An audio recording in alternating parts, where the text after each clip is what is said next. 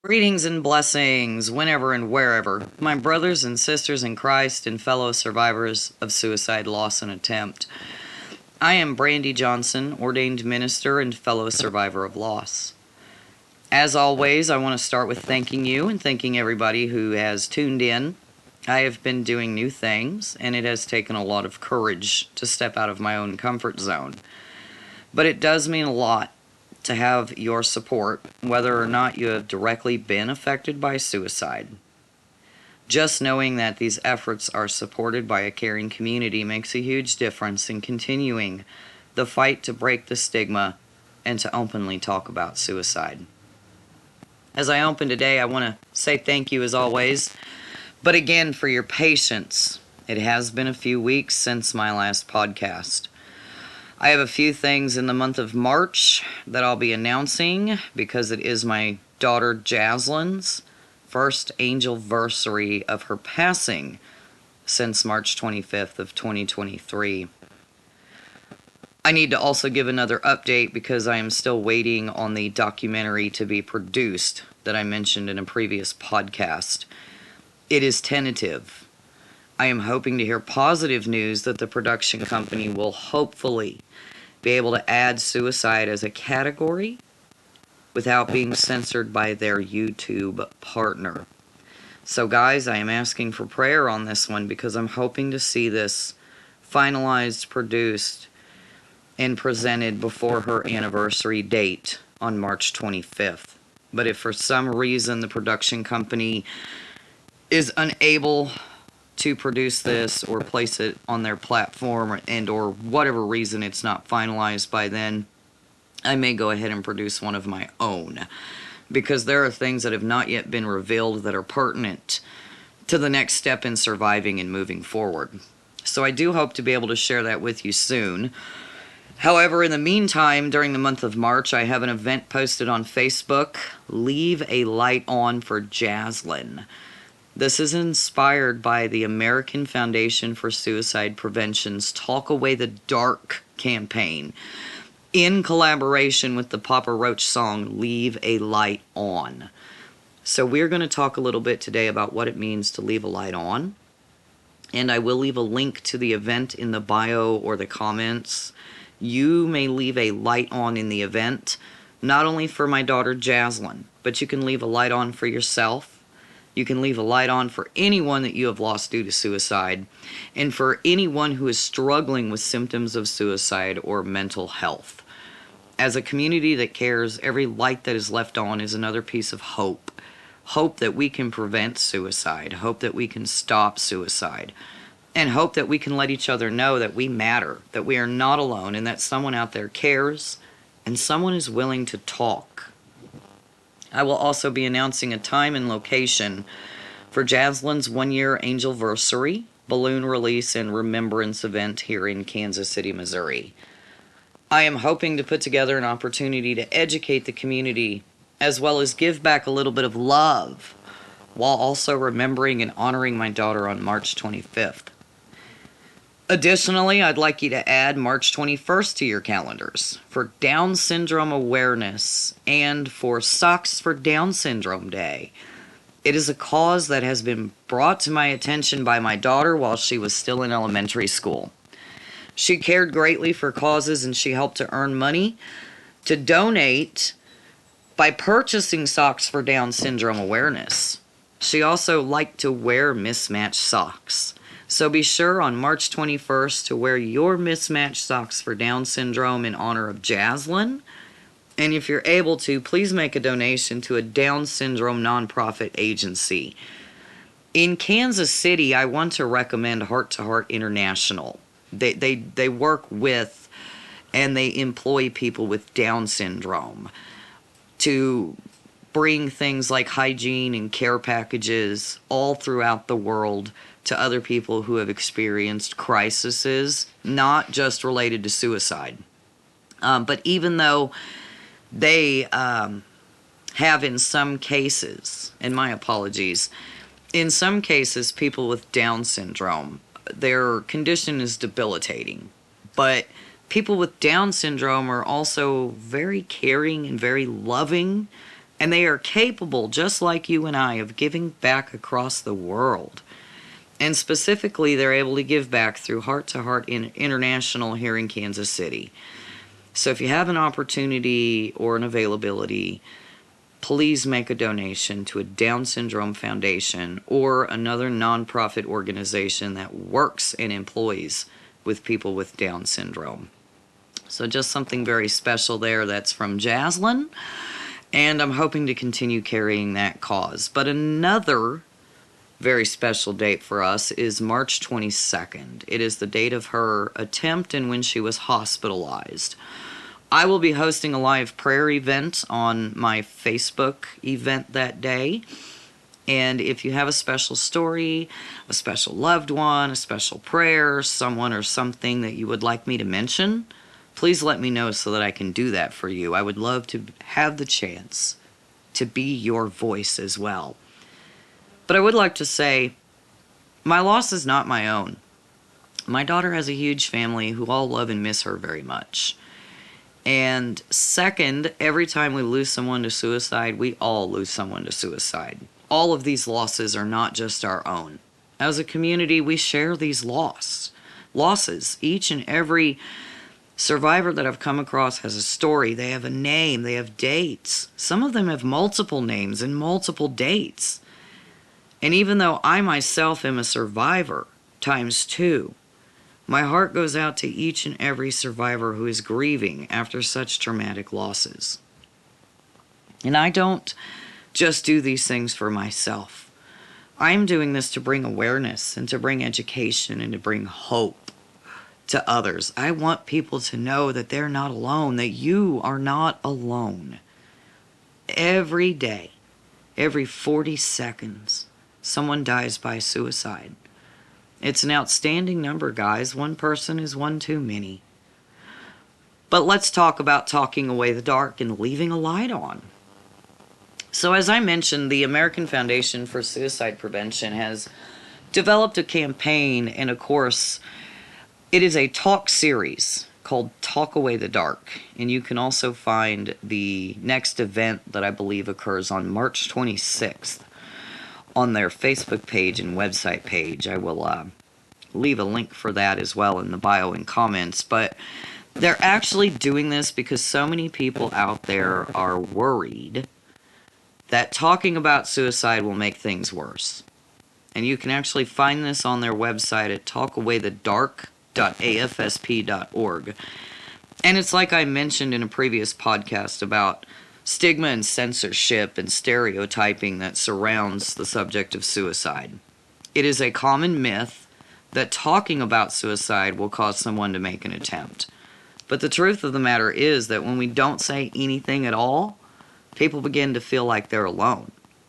And by opening up and talking about suicide, as the AFSP has stated on their website, even a few kind words can make a difference when connecting to someone or supporting someone who has experienced a suicide loss or is struggling with suicidal ideation in their mental health. AFSP has also said it's time we shed a light on this leading cause of death. In most cases, as I presented in a different podcast about statistics, suicide is high in numbers, especially in the age category from 10 years old to 24 years old. Just as an example, I reached out to a survivor group online and asked if I could light a candle for them and for their loved one. I was astonished. Out of the over 400 names so far, and I'm not done, I'm still adding names. But just in 2 days, over 400 names, I was astonished at how many suicide victims, and yes, victims, were under the age of 18. And even more so under the age of 13. The category of ages between 10 and 24, the suicide rate is the second cause of death, below illnesses, below accidents, below drunk driving.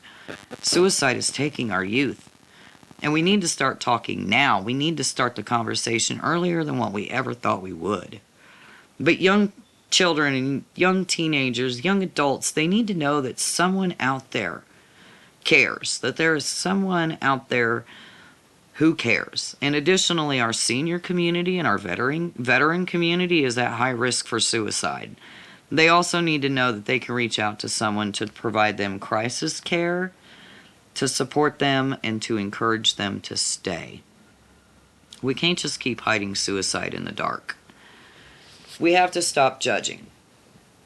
And I want to mention this because people who die by suicide, they are victims. They are victims of mental health. They are victims of things that they cannot control. And we have to stop judging them. Suicide is not selfish. It's another myth. Suicide is a mental health condition. It's not just a one-time event. It's many little things that contribute to and lead up to a cataclysm. And oftentimes when someone is in a suicidal crisis, it's like having tunnel vision, wearing a pair of blinders. You're not able to reason logically. You're not able to reason that, hey, someone does love me, because you're not able to see outside of your own pain. It's blinding. And in most cases, victims of suicide want to end the pain. They want to stop the heartache. It's not selfish. It's a cry for attention. It's a cry that something isn't right, and that we can't help it, that we can't control it, that these thoughts and these feelings run through our minds, and these thoughts and feelings are also symptoms of mental health conditions. Additionally, they're symptoms of sin. They're symptoms of the devil and his tactics. And you'll hear me mention this because as a Christian, I know the devil is always out there trying to tell us lies, trying to make us doubt who we are and who we are meant to be, so that he can pull us away from the greatest source of hope we've ever been given, which is God. God gives us all the hope that we need. And to anybody out there today who feels like they're hopeless, let me tell you that God loves you. I know that he does, because I love you. And it's because God has placed love in my heart that I am here to share these things. I am a testimony in this community because I still stand in faith, even after losing a mother and a daughter to suicide. I know that their problems were greater than they could bear. I know that through their death, the Lord had mercy on them. But I also know that God is telling me now to show you the love. The love that he's given me and the love that I have for my mother and my daughter. Let me share that love with you, and let's share that love with one another. Because truly, talking about love conquers everything. Love blots out the dark. Love lights up the shadows. And if we can talk about love, we can help to talk away the dark. And if you look again on the AFSP's website, as I mentioned, they give you resources and creative ways to help talk away the dark, like conversation starters. I've shared some of these tips on my own Facebook page and in our Facebook group, Just More Than Survivors of Suicide Kansas City. But it also gives us a guide. The AFSP has given us a guide to having a real conversation. And if you've watched some of my videos or you've ever saw any of them, having a real convo is part of how we open up to one another and we talk about the things that really matter when it comes to suicide and mental health. We cannot be ashamed of talking about these things, and I cannot stress that enough. I actually want to give you a great example here today, you guys. I have begun to open up and share about these things, but oftentimes I find that I need to censor myself. One, because I am a minister and I do not want to give you the wrong impression. I have hope in my heart because of God. But second, as a student of psychology and a survivor of loss, I know just how important it is to get real in these conversations, because we are humans and we suffer. And if we can't talk about it together and we don't talk about it with God, who else is left for us to talk to? But you know, the funny thing is, I've found that I don't get a lot of listeners on my Spotify stream. I don't let that bother me. I share these things on YouTube, on Facebook, on TikTok, on LinkedIn, as many platforms as I can. And I'm hoping today that if you hear this or you see this, that you'll share it so that someone else can know that there's a community out there that cares. It also helps me to know, and it encourages me to continue doing this. But no matter who listens or who doesn't, I'm still going to leave a light on, and I'm still going to break down that wall of stigma even if I am the only one doing it. But I doubt that I am, and I know I'm not alone. Additionally, I can tell you as a Christian that God has given us a community of other Christians and people who support us. And I want to extend this community to the suicide community, to the community of suicide survivors, because that's the Christian thing to do. We open up and we talk about things. We don't shame each other for having these feelings, but instead we help each other learn how to navigate through them and how to find peace in our life.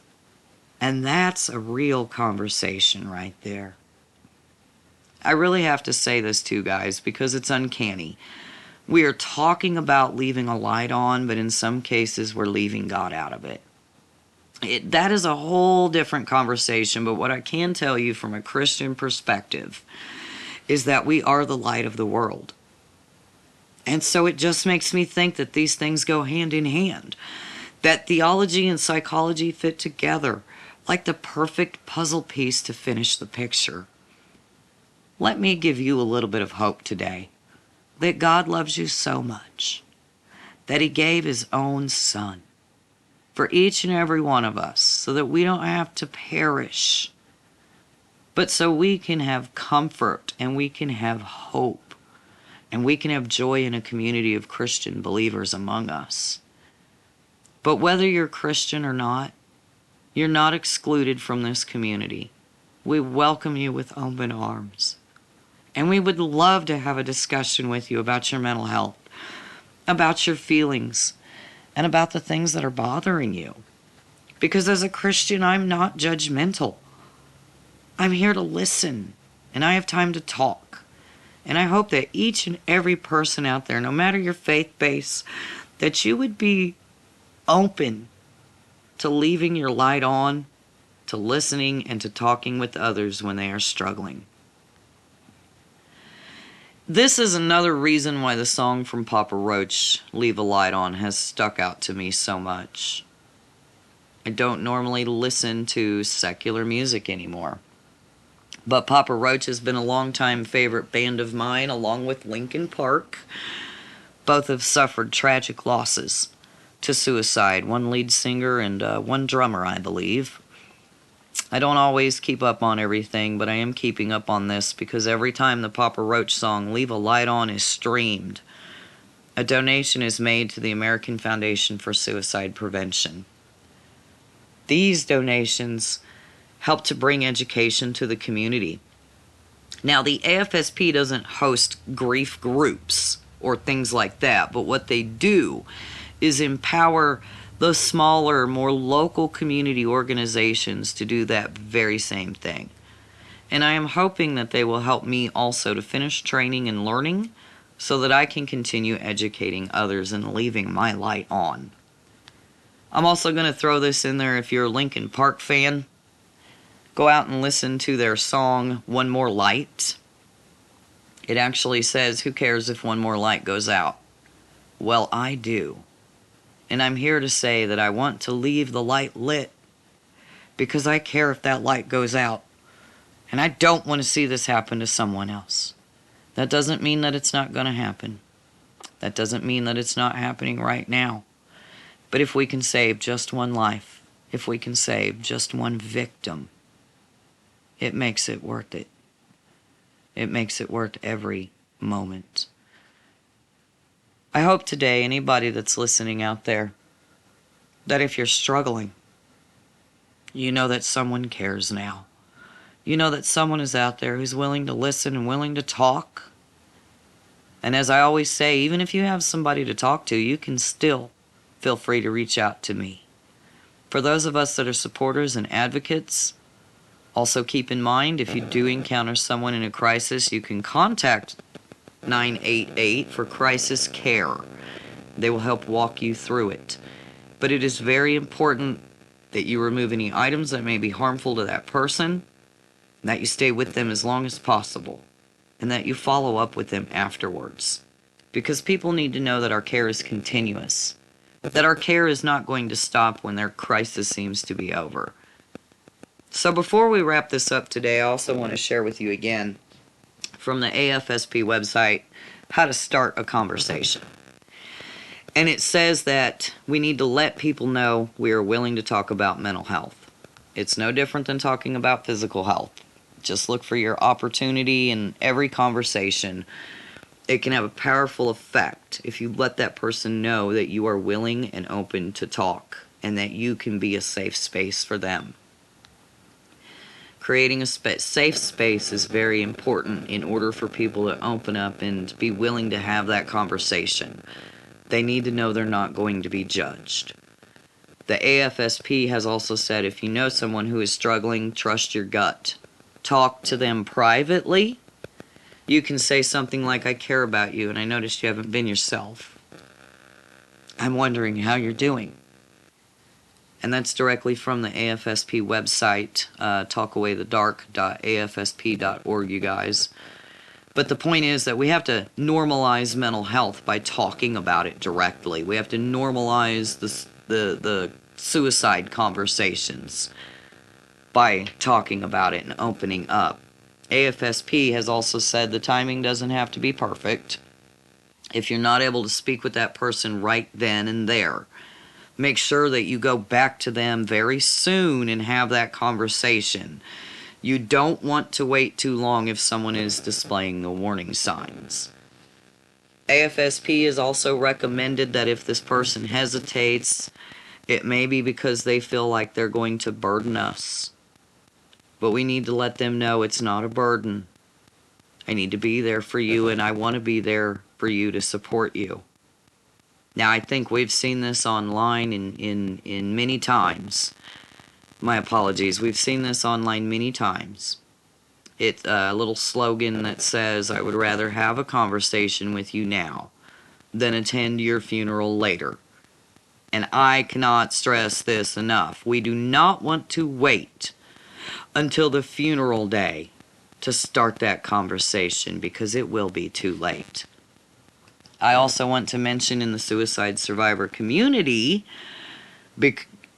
that prevention is postvention, and postvention is prevention when we have been affected by suicide loss.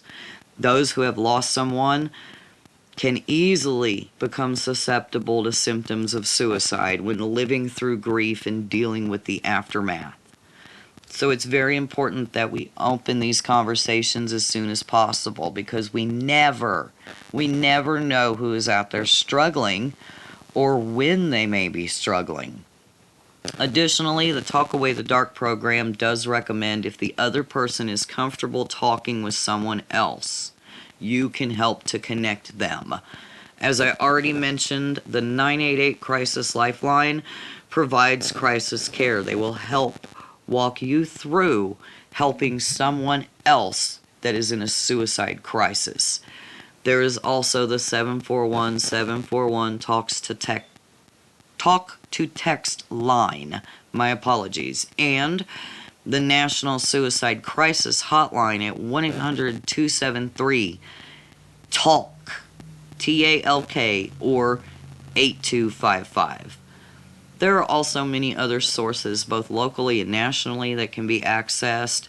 NAMI is one of them that can be very easily accessed. But the American Foundation for Suicide Prevention also recommends that we need to reassure people it's okay to talk about it, even if they're struggling and having a really hard time. We don't want them to go into that dark place by themselves. We have to be willing to step into the dark with them because we are going to leave the light on. And by having that conversation and lighting up the dark, we are exposing the dark so that other people know they do not have to suffer in silence. Be sure to let that person know that you'll continue to be there for them. This is one of the last tips that I'll share today from AFSP, and again, you can find this at talkawaythedark.afsp.org. And you can have a real conversation about mental health to help prevent to help prevent suicide and stop suicide by talking about it openly with another person, whether or not they are in crisis. We need to have this conversation between all of us. These are important conversations that we shouldn't be ashamed of. Mental health, again, is no different than our own physical health.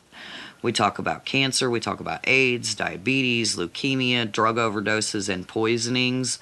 We talk about these things more openly and more commonly than we do about suicide. And it contributes to the high rate, because for a very long time, this is something that has been left behind closed doors. There's an old song, I can't remember if it's Charlie Rich or Charlie Pride, my apologies. I am a little bit on the younger generation, but the title of that song is Behind Closed Doors. And just the generational stigma that surrounds, hey, we keep these taboo things on the other side of that door, has now leaked into the new millennium. So we definitely want to break down these walls, and we don't want to leave these things behind closed doors anymore. Again, when I was posting the over 400 names I came across this weekend, there were quite a few who passed in the 70s, the 80s, and even during the 1950s. And I can tell you for sure back in the day, these things got swept under the rug and pushed behind those closed doors.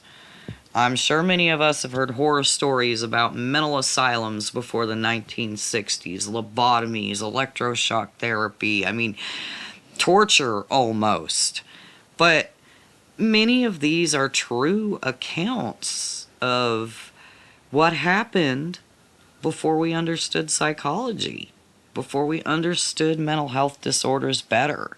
They used to put people behind closed doors with a lock and key just because they had a mental health disorder. And that type of stigma has snowballed. It's dominoed into today's conversations about suicide and mental health.